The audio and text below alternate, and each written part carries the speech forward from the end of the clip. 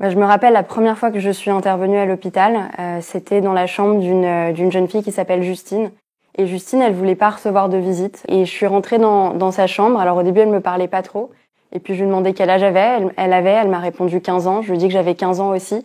Et là, il y a eu quelque chose dans son regard qui s'est dit, mais c'est d'autres jeunes qui ont mon âge qui viennent me voir. Et c'était assez fort comme moment. Et c'est à ce moment-là que je me suis vraiment dit qu'aujourd'hui, des jeunes qui vont voir d'autres jeunes à l'hôpital, ça a du sens.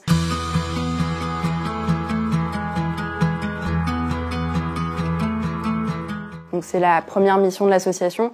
La deuxième mission, c'est de financer la recherche sur le cancer des enfants. Et la troisième mission de l'association, et c'est comme ça qu'on arrive à recruter nos bénévoles, c'est d'aller dans les collèges, dans les lycées, dans les universités, pour parler de l'engagement des jeunes, pour parler évidemment du cancer de l'enfant, mais aussi pour faire passer ce message que peu importe l'âge, on peut s'engager et que peu importe l'âge, on peut être acteur du changement.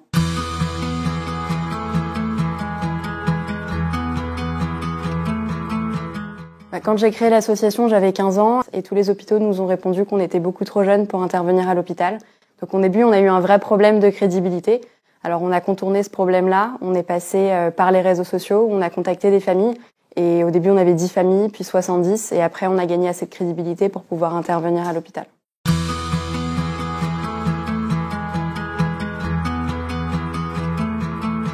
Donc s'il y a un conseil que je peux donner aux jeunes aujourd'hui, c'est n'ayez pas peur de vous engager. Parce que oui, quand on a 14, 15, 16 ans, on peut s'engager, on peut être acteur du changement et on peut modeler la société de demain.